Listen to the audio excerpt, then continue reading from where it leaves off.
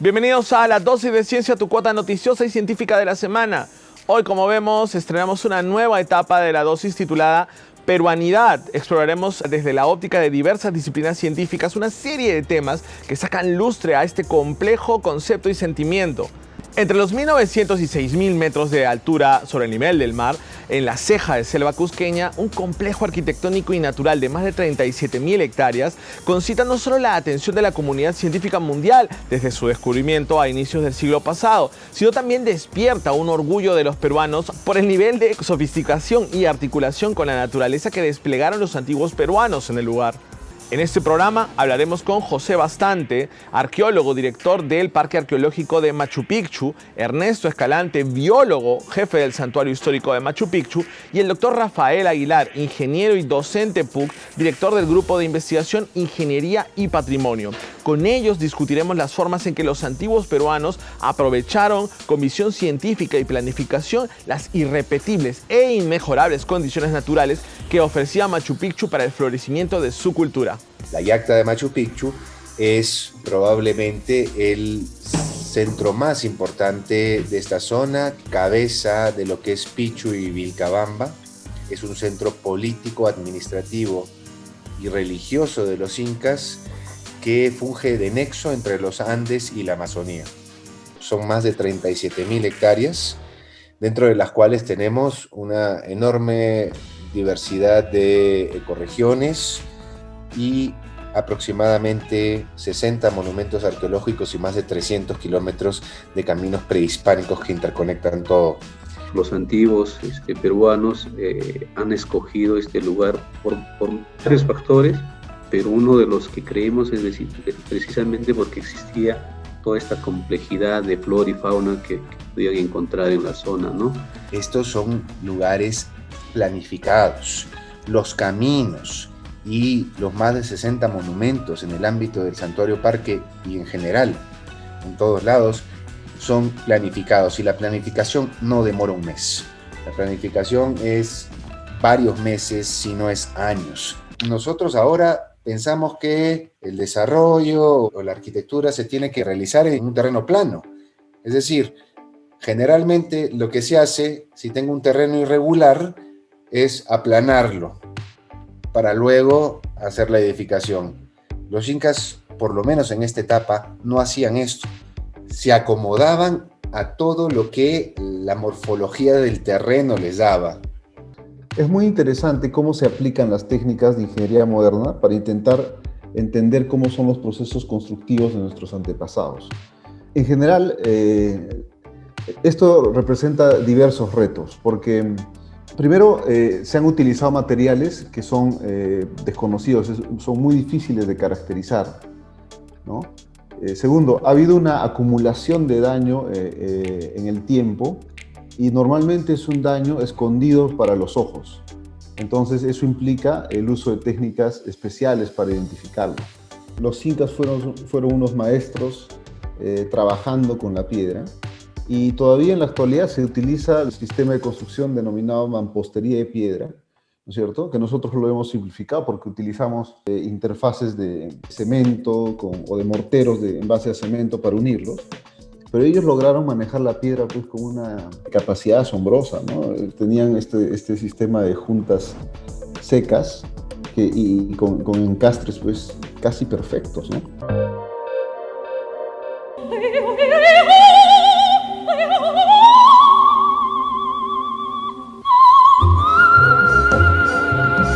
Sin duda, cuando hablamos de Ima Sumac, estamos hablando de una de las artistas peruanas de mayor reconocimiento a nivel mundial. Su voz y las formas en que la explotó, imitando los rangos y las alturas vocales del trino de los pájaros incluso, junto al componente telúrico y original de su raigambre peruana, hicieron de Ima Sumac un cóctel artístico de refinada e interesante factura, no solo para los cultores del bel canto, sino incluso para quienes se interesan por la experimentación y la vanguardia de la música en lo popular.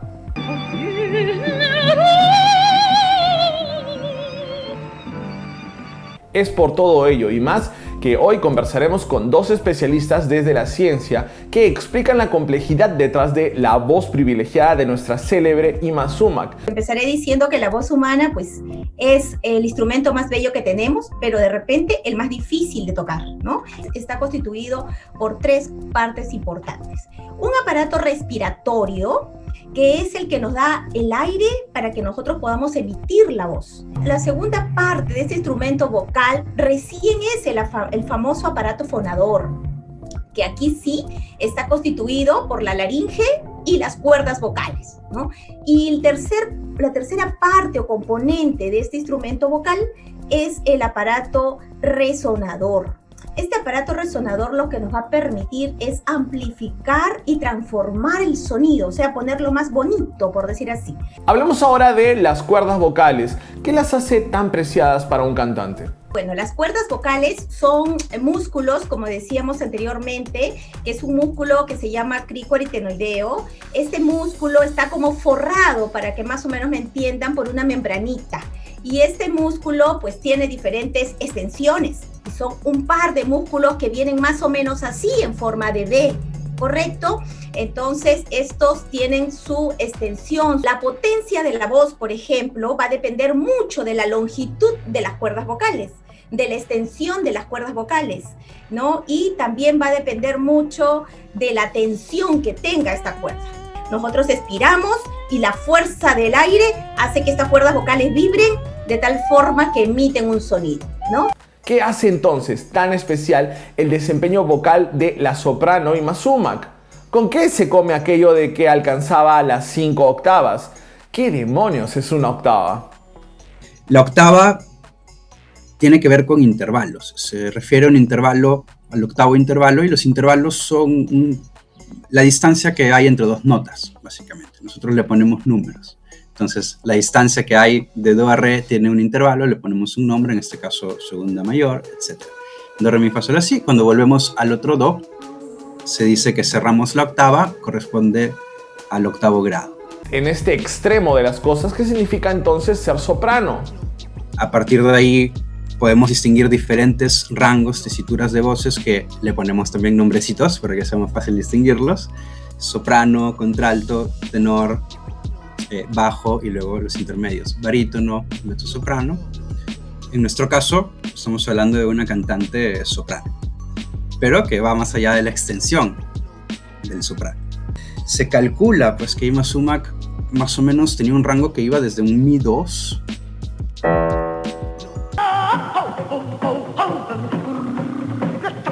básicamente en la cuerda más baja de una guitarra, la cuerda 6, y luego se dice que llegaría entre el C7 y el Sol 7.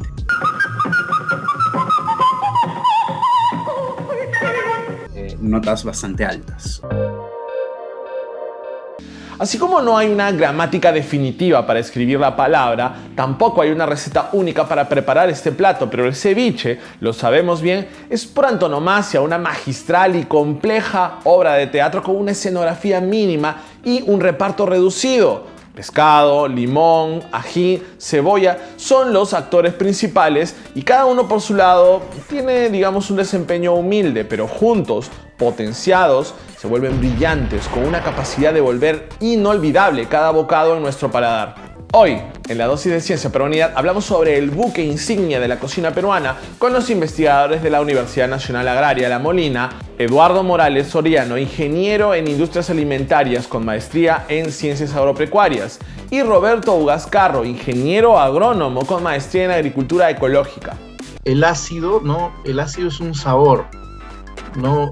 A diferencia del picante. El picante no es un sabor propiamente dicho, es una sensación, pero la pungencia o picor se da justamente debido a unos compuestos que tiene el ají, que se llama capsaicina, que es, es un elemento, es un alcaloide químico que justamente en su terminación va a interactuar con los nervios que están presentes en nuestra piel, que hay mayor cantidad en la lengua, y que van a causar esa sensación, ¿no? de ardor o de picor, ¿no? Y entonces, ¿cómo se dan estos procesos a nivel molecular?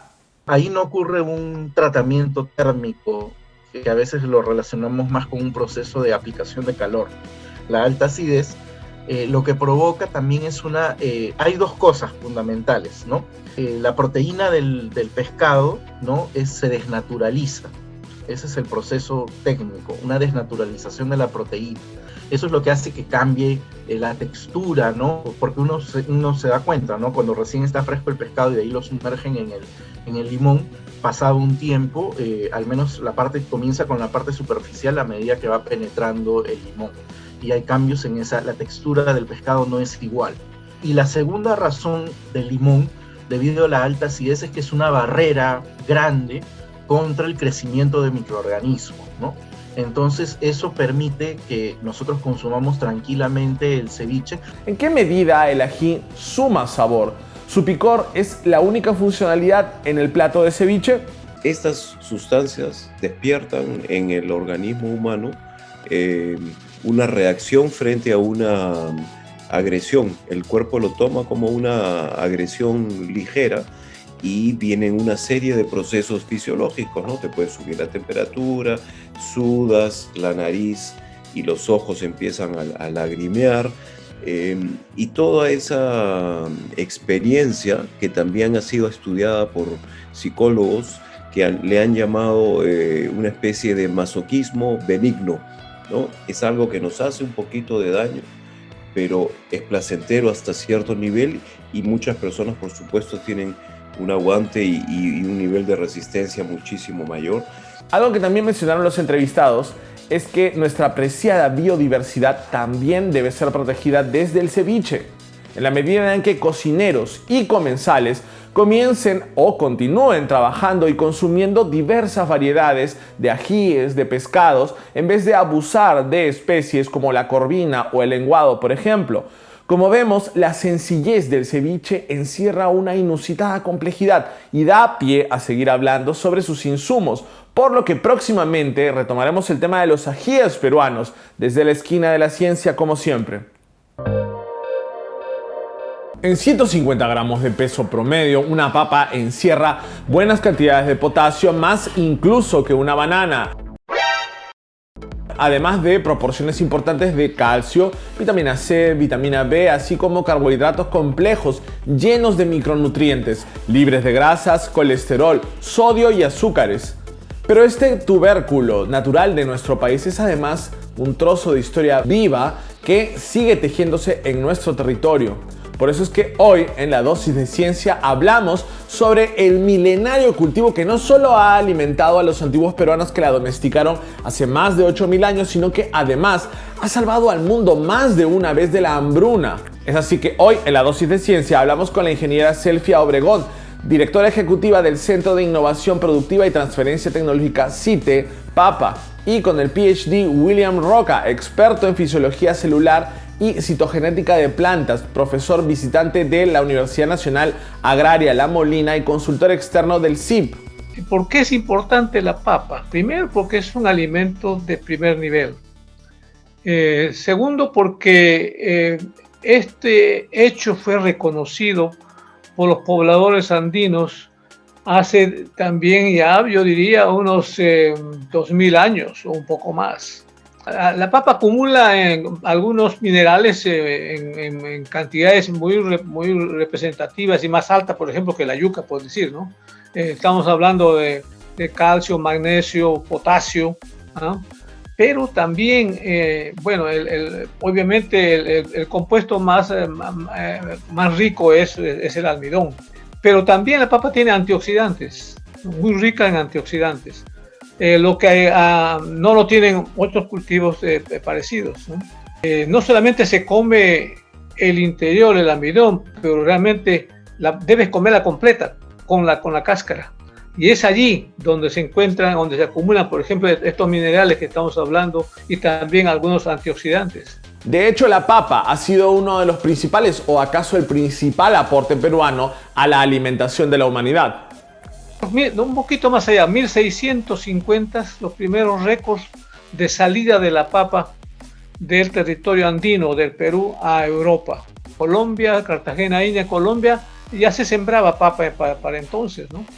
En Cartagena de Indias entonces se envió las papas a España, llegando primero a Sevilla. La papa se extendió muy rápido en Europa, cumplió un rol fundamental que todavía no se reconoce, yo creo, en forma apropiada en el continente europeo. Pues bien, ahora hablemos sobre variedades, habida cuenta de que nuestro suelo ha sido el más fértil en ese sentido. O sea, actualmente yo busco que una papa tenga la cáscara azul, ¿no? Y la pulpa azul, ¿no? Y que al freír no queme, por decir algo. Entonces, cruzo variedades, ¿no? Por cruzamiento. Eso es mejoramiento genético. Pero ¿qué ha pasado atrás? ¿Por qué tenemos tanta variedad de papas? Porque ellos no descartaron nada, ni por su forma, ni por su color. Y bien, eso fue todo por hoy en La Dosis de Ciencia. Nos vemos en una semana con otro tema relacionado a la peruanidad y visto bajo la lupa de la ciencia. Asimismo, no olvides seguir combatiendo las fake news sobre la pandemia con esta dosis de ciencia y rotándola a todos sus contactos en redes sociales. Nos vemos en una semana. ¡Chao!